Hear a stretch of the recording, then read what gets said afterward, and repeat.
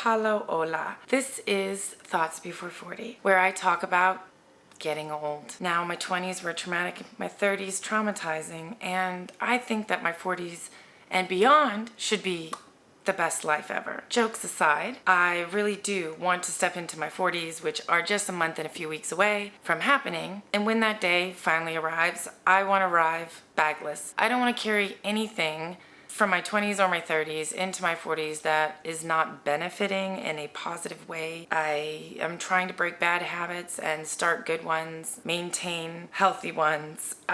Life be hard, Joe. It be complex. And when it comes to women aging,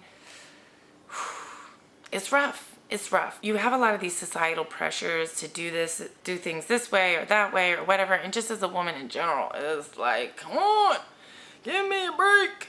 So as you're aging, it is a whole new world of bullshit that you have to sift through and stay sane and know that you know what's best for yourself. This is kind of where I unpack these things and talk about things that interest me around aging, around my personal experience, imagining or trying to set goals and set guidelines, boundaries, standards for my life moving for my 40s and beyond, because life is messy, life is sloppy, it's gonna throw things at you that are mostly unpleasant, and one must find joy. I just want to be able to have real conversations, realistic conversations about aging, instead of this superficial societal standard that is now set for women and is just crazy to me. It's crazy to me that there is a campaign against women aging. Beyond the physical and all that, there are other things that we just don't talk about when it comes to aging, especially for women. It just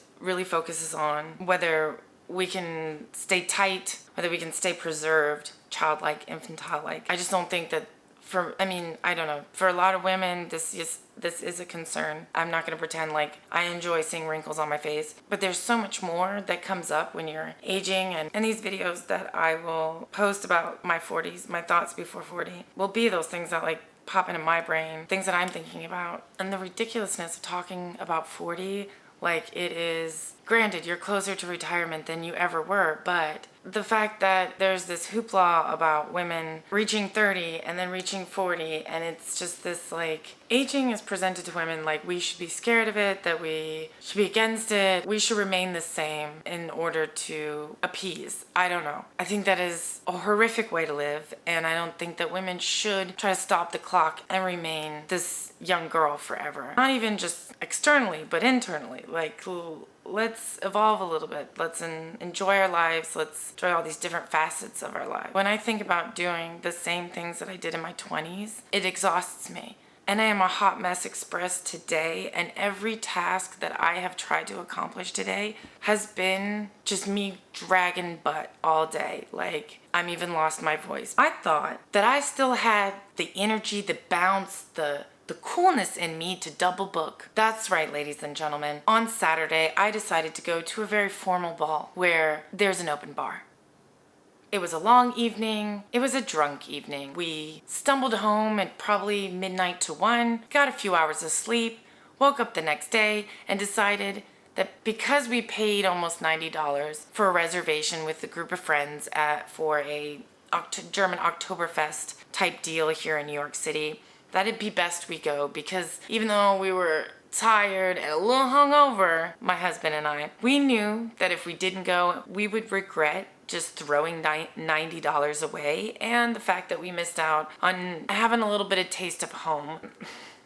The food was highly disappointing, but the rest of it was very good. And I don't know what in my almost 40-year-old brain made me think that I could double book and drink 2 days in a row in extreme heat and humidity, because for some reason fall will not come to New York City, and I have been sweating and drinking for 48 hours, and Monday arrives and I feel like I've been hit by a bus, pulling in as the hot mess express today. And everything that I have done, I am just dragging booty, going through the motions, and not understanding how I had this as a lifestyle in my 20s and in my teens of like going out and partying Thursday through Sunday, never really hydrating, never really sufficiently getting the minerals and the vitamins that I need to sustain a healthy body. Thank God I had youth on my side then, but today, as I stand as a 39-year-old woman, almost to be 40, I feel horrific. I feel terrible. I mean, I am so dehydrated on a cellular level, okay? My body has just been stripped of all moisture because I have either been sweating it or drinking it away. Full liter of beer made me forget about real hydration. While I love a good day drinking because you can be in bed by 9, still get shit done, you know what I'm saying? The next day, that used to be a possibility for me. I used to be able to bounce back after a wicked weekend of drinking, after a wicked weekend of dancing and hollering and just having a gay old time. I am struggling on a level that makes me feel like, am I dying? Am I freaking dying? No, Kate, you drank too much. You're not that cool. You're not that young anymore. And this double booking and drinking like a 20-year-old frat boy is probably not in your best interest. It's not in my best interest. I learned a lesson this weekend. That one, I can't double book. And I kind of knew before as it was approaching. It got all kind of messy. It wasn't supposed to happen like this. It just did. Things got moved around and it just was like, oh, this is what it is. We will overcome. We will get this done. We will rock it out with our cock out. And then we'll take care of business on Monday morning. Monday morning rolls around and I am wondering, I am contemplating my life decisions. I made it through the day and I'm feeling a 7:30 sharp bedtime today because I have got to regain my strength because I can't be out here being mediocre because shit is real right now and you cannot rest on your loins. You need to be proactive. You need to be on point for the nation because one slip up, and I'm telling you, this is not the time to be F-A-F-O, okay? This is a time to like watch your P's and Q's because it's rough out here for real people doing real things. And I wish the best for everybody. On that note, we're moving on. But this weekend has really, really, really put into my mind that I'm not boring like I thought I once was. Because when my brother was a teenager, he was a wild one. I followed his footsteps. We were just wild childs running around being wild. A family friend said to my brother that, hey kid, slow it down or you're gonna get real boring in your later life. And I believed that. I thought I had partied myself out and that I had just become this boring, miserable person that liked to do low-key chill shit. And like a dance floor just didn't move me in the way that it used to. It's like I no longer can take a certain decimal. Like I'm like, this is really loud. I can't hear myself or anybody else and I don't want to do this. Like that's why I've lost my voice because in an Oktoberfest situation, it's gonna be loud. You gotta scream at people and stuff so that they can hear you. And it's like, I don't miss these things. I don't miss dirty bathrooms. I don't miss people being extremely intoxicated and unable to function or keep the contents of their stomach inside. I don't miss this like party world in a way that I thought that I like kind of did. I was like, there are some Saturday nights that I'm like, you know, it would be cool to like get dressed up, go out, zip it, have some drinks, get to the dance floor, rock it out, come home when the sun is coming up, you know, like that wild fun. Because it's what you remember as the ultimate fun night. And as you get older, you just have to reimagine what a fun night, age appropriate. Now, I'm not saying that not once in a while you don't want to go out and shake your groove thing, let your freak flag fly, capture your youth in a bottle and enjoy it for one night. I'm saying that I can no longer do the repetitive going out all the time. This is like a once in a blue moon type of thing. I think it's appropriate and everybody can choose to decide for themselves the kind of life that they want to lead, the lifestyle that they want to live. I myself often gave side eye to an older woman in the club when I was in my 20s. I don't know. I think the club are for the youngins. I don't feel I have a place anymore in this party world of dressing half naked and just, going with the wind, consuming things that you don't know where the hell they came from, drinking yourself to oblivion and like spending tons of money, having to find your way home after a long night. It's just, I don't miss these days. Standing out in the cold, half naked, waiting for a taxi, take my intoxicated ass home. It's just not a world that I miss anymore. But I do, once in a while, want to get wild. It just isn't going to be as meticulously planned in the way that I used to be. Like, I'm not going to plan to go out dancing. It's just going to happen. In the feeling, in the moment. It's going to be more spontaneous than anything. It's not going to be something that like, once a year, I need to go to the club, or I need to do this, or I need to do that. It's just, this weekend was great. I had a good time, but it's too much for me. It is too much to be double booking. It's too much for my almost 40-year-old body to be double booking, where there is copious amounts of alcohol is available to me. Because I can handle my drink. That's not the problem. It's that I can't control my drink.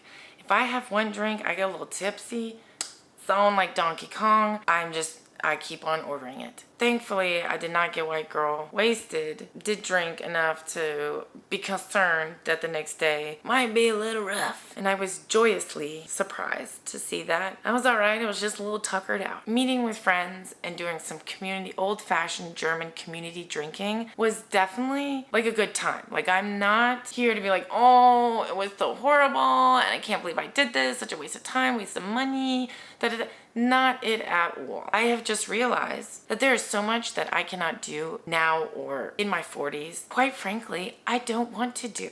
Like double booking. And double booking in a way that I know I'm going to be drinking an excessive amount of alcohol both of these days, back to back. This would have been, a good time in my 20s, here and there in my 30s. I don't think I can do this anymore. I'm hanging on by copious amounts of caffeine and sugar breaks that are both surging me up and burning me out. Having to get dressed in formal gown gear has really said a lot to me, as I've already been cleaning out my closet anyway, because there are just some things that I'm like, I'm not doing this anymore. I cannot wear clothes anymore that physically hurt. I'm talking about shoes, pants, underwears, bras, anything that goes on my body must be comfortable, must be soft, is not going to be giving me blisters, cutting me up. Unfair that women have to wear these torture chambers on their feet in these formal affairs. I get there, tons, old and young, guys, of course, wearing tennis shoes. Just wish I could do the same. But no, here I am in high heels that are cutting the circulation off. I know I'm gonna have blisters. I know that it's just gonna look, someone chewed and scratched up my feet. Gotta wear this uncomfortable dress. This evening gown was more for cooler weather. Since global warming is a thing, we're over here schwitzing at 80 degrees and humidity in October. Hated it. My mission now is that if I have to go to these formal, fancy, schmancy affairs, it's just like, it's not for me. I do not get joy in getting all dressed up and uncomfortable. And if I am to accompany my husband on these almost mandatory forced fun events for work, for sports, for whatever, can't I at least be comfortable? So it is my mission to find something that is glamorous, that is formal, that is comfortable. If there may be such a thing that exists in this world, I am going to find it. I'm going to find the shoes. I am going to find the outfit.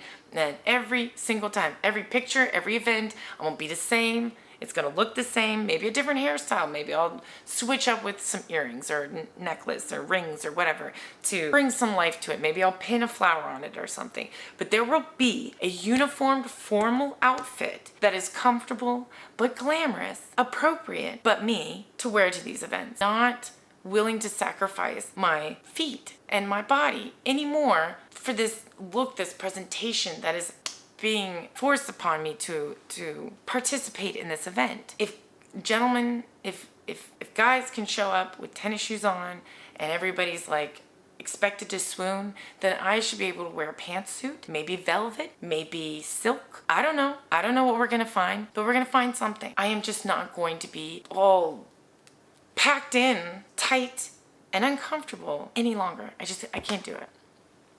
And it's not even about just a formal affairs. Like, I loved a good heel. I'm pretty short. I'm like 5'5". That's, yeah, like average, but I like to be tall. I like being tall. It's got its advantages, makes you feel elegant. And in one point in my life, like, I refused to wear flats. I felt they made me fall down. Silly me. Then I became a hairstylist. One of the master hairstylists told me that it would be best that I change the elevations of my feet, every day so that I don't get flat. I did that. It did not, my feet still were hurting.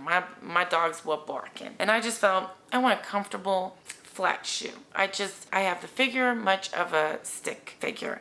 Big head, big feet, big hands, small body. And even though I will buy a shoe in my size, I obviously am not the intended foot type for these shoes, because I have to cram my big Sasquatch feet into these shoes that look great until your feet are entirely swollen and it's starting to like bulge out then, and it feels fine until you've been in them over an hour, and God forbid you have to walk in them, because it's over then. You already know, you start feeling all of the blisters under your feet, on your toes. Already know as soon as you take these shoes off there will be blood. I'm not on the meat market anymore, so I don't need to go this like extra mile to be like, hey, look at me, aren't I cute? I don't have to do this anymore. And while my husband appreciates when I get all dressed and gussied up, as delusional as it sounds, I am hopeful that one day, I'm going to find a heel that is comfortable to walk in and be in for long hours. That little bit of hope is going to keep me going. I'll spend until my dying days looking for this shoe, because I don't think it exists. I'm not going to allow myself to believe that. I'm just going to keep looking, but refuse to keep shoes or wear shoes more than once if they hurt my feet, they abuse my feet. Now, it's a touch and go, because sometimes that it's like, oh, I just need to break these in and we're good. And then there's the other type that you're like, no, these are torture chambers. These are booby traps to be walked around in, and I'm not doing it. So I'm done with this making myself uncomfortable and wearing things that don't feel good, or that I have to adjust all the time, or whatever. It's like, no, I'm just gonna dress for moi. Thank you very much. Other things we're not doing in our 40s. Letting people tell me what success is, and vice versa. I'm not gonna go and tell somebody that the life they're living and loving and having a good time in, and seem very content with what they're doing for a living, who they're cohabitating with, like, whatever have you, all this. It is not, I am not one to say how anyone should live their life, what they could be doing better or whatever. Now, if we're having a discussion, I look to people for advice. So if someone is looking to me for advice, it's not even that you're looking for advice. Sometimes you just want to hear food for thought. You want to hear another person's opinion. You want to hear a different perspective. You want to hear somebody from the outside looking in to tell you thoughts they may have, to give you an idea. Maybe they can give you something that you haven't thought about, and maybe you keep to the same decision, or maybe you change your mind, because it is helpful, at least for me, how maybe somebody else would approach a situation, or approach a job, approach a relationship problem, whatever. But be careful with that, because when you ask people thoughts on your life, expect a little bit of judgment, and sometimes people aren't kind. People have an idea in their mind of what success should be, and God bless them. Good for you. Happy for you. What sometimes will make you miserable in life is thinking that you need to do exactly what everybody else is doing, or like this, the safe, secure, like traditional, conventional way, like this is how it's got to be done, and there isn't any other respectable way to go about it. I have come to the understanding that there's like no one way to do life in the way that they present it to you. It feels almost like they want you to have everything figured out and planned out in your 20s, and people ignore, don't accept, don't understand that like life is gonna be a ton of start overs. Like, you're gonna start new jobs, like you're gonna get fired, you're gonna start over. Life is nothing but a bunch of start overs. There's no reason to try to have everything figured out. And if you try to like plan too far in advance, you are setting yourself up for failure. At least in my experience, I feel like when you have these very strong ideas of what your future must look like, must be like, and it doesn't turn out exactly how you imagine it to be, if there is a roadblock, if there is a hiccup, if there is, a detour or whatever, it's going to make you feel a type of way about your life, when in actuality, these expectations you had for them were wildly out of reality because you were making plans for a life you weren't even living yet. It's nice to have goals and dreams and to be focused on a path, to those things, but just understand that like nothing is as smooth and nothing is going to like happen so neatly, like folded. Like some people have got it like that, and like yes, their life is like easy breezy beautiful. They don't have much like trials and tribulations to put up with, and they're lucky for that, I guess. I don't know, they probably don't have a lot of character or personality or whatever, but I'm just saying that life is usually not so linear. What I thought success was in my 20s changed when I got into my 30s, and then again as I'm ending my 30s, I have a much more, what I feel for me, a healthier understanding of what success means to me. When you say success to they're successful, it automatically means that what they do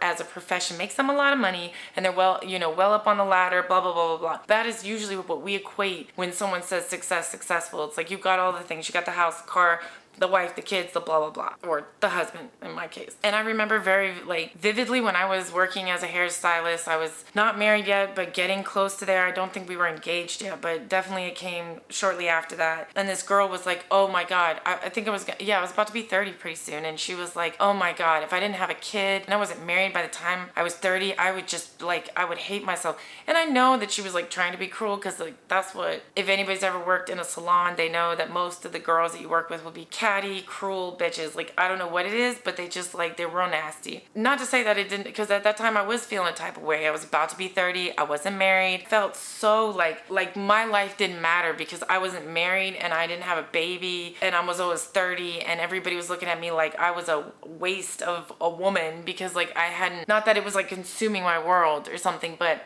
it did have an effect on me that like in a society that like loves youth, they want women to stay youthful, and then they do these scare tactics that by the time if you're not married with child, by the time you're 30, like forget about it, girl, you gonna die alone and lonely. And it's cold, and it really, once you start reaching the 30s, I know that I'm not the only one. I've seen many girls kind of freak out and lose their shit. We always regain ourselves later, but for a moment there, you have a weak moment, especially when a bitch is looking you in the face and telling you that your life must be so miserable, so horrible that you're not married yet, and then like you're gonna die an old hag or something. And it's cruel. It's cruel that women do this to each other. I never want to define success by somebody else's standards. And so by this girl's standard that I'm not married by the time I'm 30 with kid, that like I should just take whatever guy that,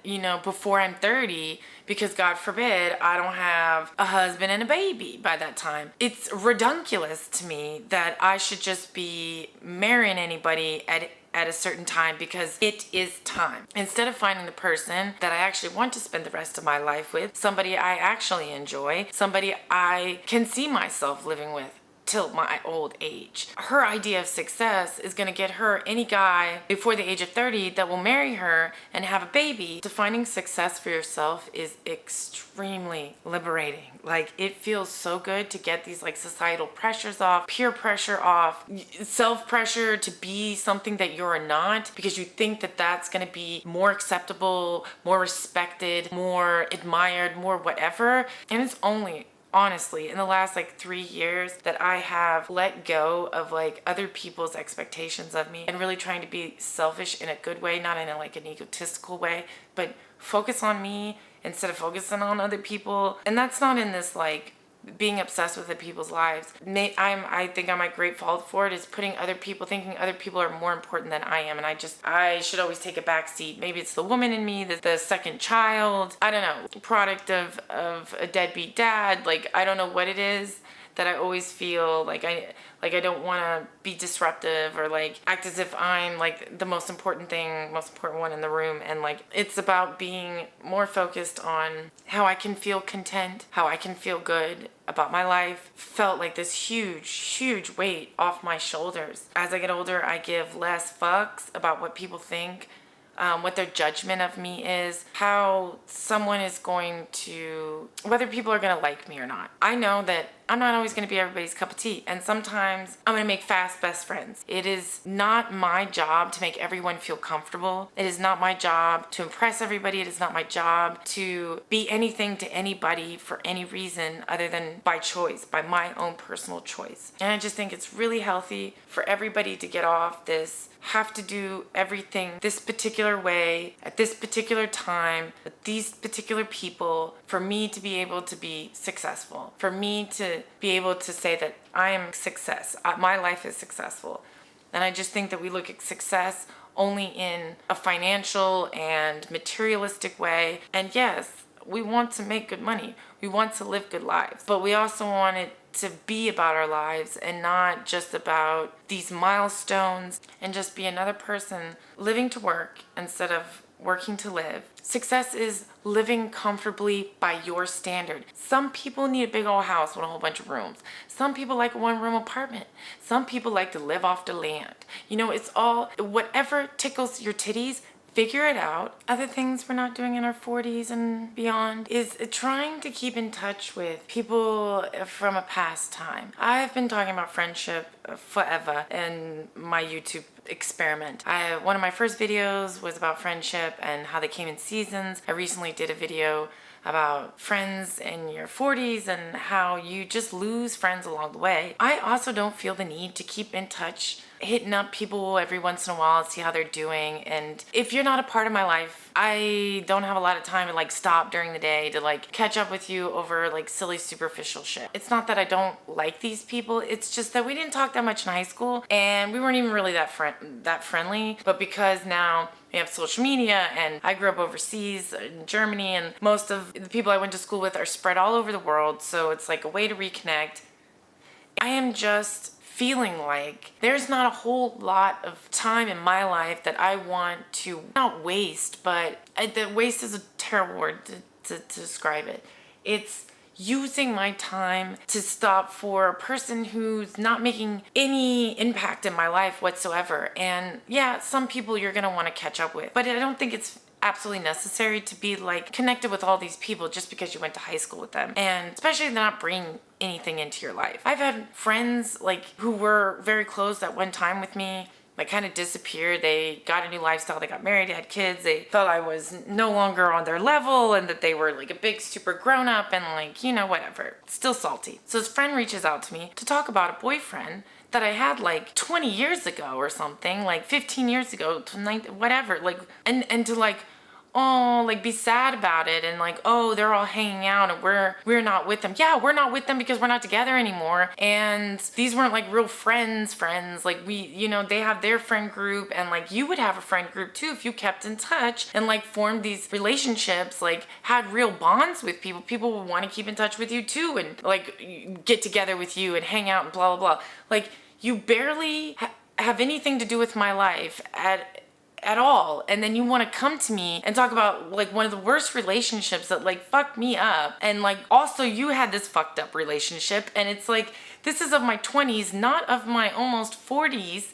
Like I don't want to go back in time and like whine and cry about like a situation that like I don't really give a fuck about, you know? It's like, who cares? This is just feels like a waste of my time, and then it gets me all sorts of pissed off and annoyed that this person is writing to me about this and feeling a type of way. You have kids and a husband, like why are you worried and concerned about what other people are doing with their lives, like with their friends? Like it's just too, it's an inconvenience in my life that I'm at an age where I don't want to be inconvenienced like that anymore. It's not necessary for me to be nice and kind for no goddamn reason. Now you're taking up my time. So I could do is just ignore it, which would probably be best. But I still have a heart. So it's me figuring out how to separate and move away from this having to stay connected with people who don't really give a fuck about me and I don't really give a fuck about them. And the only reason why they're coming around digging around here is because they want some juicy tea. Like I'm not here to talk about people. I just don't need this in my life. That we need to stay checking up on each other every once in a while just because we once knew each other once upon a time in a certain era of our lives. Like if it ain't that deep, it ain't that deep.